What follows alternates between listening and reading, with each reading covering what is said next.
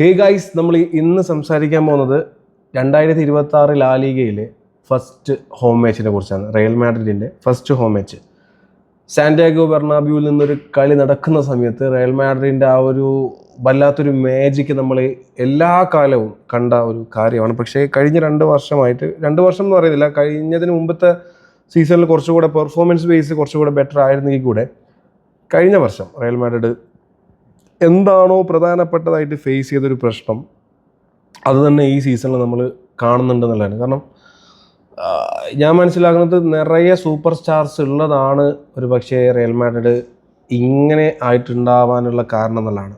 പക്ഷെ അതേ സമയത്ത് എല്ലാവരും ചോദിക്കുന്നുണ്ട്, അപ്പോൾ ഇതിനേക്കാൾ വലിയ പ്ലെയേഴ്സ് റയൽ മാഡ്രിഡിൽ കളിച്ചിട്ടുണ്ടല്ലോ, ആ സമയത്തൊന്നും ഇത്തരത്തിലുള്ള പ്രശ്നങ്ങളോ കാര്യങ്ങളോ ഒന്നും ഉണ്ടായിട്ടില്ല എന്നുള്ളത് പറയുന്ന സമയത്തും സിദാനിൻ്റെ കീഴിലുള്ള റയൽ മാഡ്രിഡ് നമുക്ക് എടുത്തു നോക്കാം. ആ സമയത്ത് നമ്മൾ കണ്ടിന്യൂസ്ലി 3 UCL അടിച്ചിട്ടുണ്ടെന്ന് പറയുന്നുണ്ടെങ്കിൽ കൂടെ നമുക്ക് ലീഗ് സ്റ്റാറ്റ് നോക്കുന്ന സമയത്ത് നമ്മൾ വീക്കായിരുന്നു. പൊതുവെ റയൽ മാഡ്രിഡിലുള്ളൊരു പ്രശ്നമാണ് എനിക്കൊന്ന് സിദാൻ ആ സമയത്ത് കൂടുതലായിട്ടും ഈ ലീഗ് മാച്ച് നടക്കുമ്പോൾ മെയിൻ പ്ലേയേഴ്സിനൊക്കെ റെസ്റ്റ് കൊടുത്തിട്ട് അവരെ UCL മെയിൻലി ഫോക്കസ് ചെയ്തിട്ടുള്ളത് UCL ആയിരുന്നു എന്നുള്ളതാണ് ഞാൻ മനസ്സിലാക്കുന്നത്. സോ ഈ ബാഴ്സലോണ കളിക്കുന്നത് പോലെ ഒരു പക്ഷേ രണ്ടും ബാലൻസ് എന്ന് പറയാൻ പറ്റില്ല. കാരണം ബാഴ്സ നോക്കുമ്പോൾ ലീഗിലും മറ്റുമൊക്കെ ഭയങ്കര ഫോമിൽ കളിക്കുന്നുണ്ടെങ്കിൽ കൂടെ UCL വരുന്ന സമയത്ത് ബാഴ്സയെ നമുക്കറിയാം, ബാഴ്സയുടെ ഫോം വളരെ, അതായത് തൊട്ട് മുന്നത്തെ ലാ ലീഗ മത്സരം അതിഗംഭീരമായിട്ട് കളിച്ച സെയിം ബാഴ്സ തന്നെയാണ് എന്താകുന്നത് അടുത്തൊരു UCL മാച്ചിലേക്ക് വരുന്ന സമയത്ത് പതറിപ്പോകുന്നതാണ്. സോ റയൽ മാഡ്രിഡിൻ്റെ പ്രശ്നം ഇത് തന്നെയാണ്, നേരെ തിരിച്ചത്. അതായത് ലീഗിൽ വേഴ്സ്റ്റ് പെർഫോമൻസ് ആണ്, UCL നല്ല പെർഫോമൻസ് നടത്തുന്നുണ്ട്. കഴിഞ്ഞ സീസൺ നോക്കുകയാണെങ്കിൽ കൂടെ UCL നല്ല പെർഫോമൻസ് ഒരു പക്ഷേ റയൽ മാഡ്രിഡിൻ്റെ ഭാഗത്ത് നിന്ന് ഉണ്ടായിട്ടുണ്ട് എന്നുള്ളതാണ്. കാരണം ലീഗിലൊക്കെ ലാ ലീഗ മത്സരത്തിൽ റയൽ തോറ്റതും അതുപോലെ തന്നെ റയൽ സമനില പിടിച്ച ടീമൊക്കെ എടുത്തു നോക്കുകയാണെങ്കിൽ സത്യം പറഞ്ഞാൽ നമുക്ക് തന്നെ ഭയങ്കര അത്ഭുതം തോന്നിപ്പോവും. ഈ ഒരു ചെറിയ ടീമിനോടൊക്കെയാണോ റയൽ സമനിലയാവുന്നത് അല്ലെങ്കിൽ റയൽ തോൽക്കുന്നത് എന്നുള്ള രീതിയിലാണ് പല ഫാൻസും, ഞാനടക്കമുള്ള പല ഫാൻസും നമുക്ക് തന്നെ കൺഫ്യൂഷനാണ്. സോ മെയിൻ പ്രശ്നം ഇതാണ്, സൂപ്പർ സ്റ്റാർസ്, ഇപ്പോഴുള്ള സൂപ്പർ സ്റ്റാർസ് എന്ന് പറഞ്ഞാൽ, കാരണം അന്ന് സ്ട്രൈക്കേഴ്സായിട്ട് നിൽക്കുന്ന സമയത്ത് ബെൻസമയും റൊണാൾഡോയും ബെയിലൊക്കെ ഫോർവേഡ് കളിച്ചിരുന്ന കാലത്ത് പോലും റയൽ മാഡ്രിഡിന് ഈ തരത്തിലുള്ള പ്രശ്നങ്ങൾ ഉണ്ടായിട്ടില്ല എന്ന് പറയുന്നത് സത്യം തന്നെയാണ്. പക്ഷേ ഇന്നത്തെ ഇപ്പോൾ പ്ലേയേഴ്സിൻ്റെ അറിയാലോ ആറ്റിറ്റ്യൂഡ് മാറും, സ്വാഭാവികമാണ്. കാലഘട്ടം കഴിയുന്നതനുസരിച്ചിട്ട് ആൾക്കാരുടെ ആറ്റിറ്റ്യൂഡ് മാറും. സോ ആ ഒരു പ്രശ്നം നിലവിലുണ്ട്. കഴിഞ്ഞ മത്സരത്തിൽ നമ്മളത് വ്യക്തമായിട്ട് കണ്ടിട്ടുണ്ട്. വിനീഷ്യസ് അനാവശ്യമായിട്ട് ട്രൈ ചെയ്യുന്നുണ്ട്, അതേപോലെ തന്നെ എംബാപ്പയും അതേപോലെ അനാവശ്യമായിട്ട് ട്രൈ ചെയ്യുന്നുണ്ട്. പക്ഷേ അവസരോചിതമായിട്ട് ഹോസെ മറീഞ്ഞോ നടത്തിയിട്ടുള്ള ആ ഒരു സബ്സ്റ്റിറ്റ്യൂഷൻ കാരണം മാത്രമാണ് റയലിൻ്റെ കളി ഒന്ന് അപ്ലിഫ്റ്റ് ആയതെന്നുള്ളതാണ് ഞാൻ മനസ്സിലാക്കുന്നത്. കാരണം SBA ഫ്രണ്ടിലേക്ക് കൊണ്ടിരുന്ന സമയത്ത് കളി മൊത്തത്തിൽ ചേഞ്ച് ആവാണ്. കാരണം ആ ഗോള് പലരും എങ്ങനെയൊക്കെ അടിച്ച ഗോളെന്ന് പറയുന്ന സമയത്ത് പോലും എംബാപ്പയുടെ കാലിൽ നിന്നും ലോസായി വിട്ടുപോയ പന്ത് വളരെ പെട്ടെന്ന് തന്നെ റിക്കവർ ചെയ്തിട്ട് സ്കോർ ചെയ്യുകയാണ് RSB. സോ അതൊരു ടാക്റ്റിക്കൽ മൂവ്മെൻറ്റ് തന്നെ ആയിട്ടാണ് ഞാൻ മനസ്സിലാക്കുന്നത്. അതങ്ങനെ ഒരു ഗോളാണത്. എനിക്ക് തോന്നുന്നു ഏറ്റവും ബെസ്റ്റ് ഗോൾ എന്ന് പറയാൻ പറ്റിയ സാധനം. മാത്രമല്ല ബെല്ലിംഗാം, ആർദർ ഗുളർ, ഇവരൊക്കെ കളിക്കുന്ന രീതിയിൽ ഇപ്പോൾ ഈ നമ്മൾ കണ്ടോ റയൽ മാഡ്രിഡിൻ്റെ ആ ഒരു ഗോള് കയറിയ സമയത്തും കൃത്യമായിട്ട് വാൽവർദെ അവിടെ കെരേറസിന് കാണിച്ചു കൊടുക്കുന്നുണ്ട്, പ്ലെയറിനെ. അതായത് ഇവിടെ പിറകിൽ പ്ലെയർ ഉണ്ട്, ആൾ കയറാൻ ചാൻസ് ഉണ്ട്. സോ അങ്ങനെ ഒരു ക്യാപ്റ്റൻ കാണിച്ചു കൊടുക്കുന്ന സമയത്ത് പോലും കെരേറസിൻ്റെ പൊസിഷൻ മാറിപ്പോവാണ്.